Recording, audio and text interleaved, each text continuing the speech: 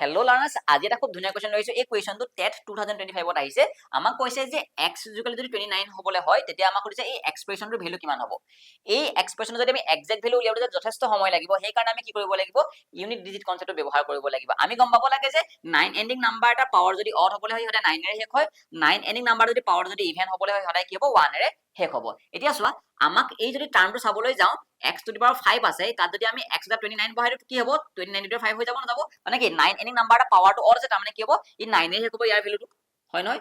আৰু চোৱা, আমি আৰু এটা জানিব লাগে যে 0 এণ্ডিং নাম্বাৰ এটাৰ লগত মই যিয়ে মাল্টিপ্লাই নকৰোঁ, সদায় 0 ওলাব। এতিয়া চোৱা, এইটো 0 এণ্ডিং নাম্বাৰ আছে 30টো, তাত মই x টু দি পাৱাৰ 4 যি ভেলুৱে নহওক কি হ'ব, 0 এণ্ডিং নাম্বাৰ এটা দিব, তাৰমানে কি -0 দিব, যিটো ভেলু দিব, এইটো কি হ'ব, +0 হ'ব, এইটো কি হ'ব, -0, এইটো কি হ'ব, +0, তাৰমানে কি গম পালা, যেতিয়া আমি এই গোটেই এক্সপ্ৰেশ্যনটো মাইনাছ প্লাছ কৰিম ইউনিট ডিজিটবোৰ, সদায় কি হ'ব, 9 এণ্ডিং নাম্বাৰ হৈ থাকিব, কাৰণ কি এই 0 প্ৰভাৱটো নাথাকে, তাৰমানে কি হ'ব, অপশ্যন নম্বৰ D টো হৈ যাব কাৰেক্ট অপশ্যন।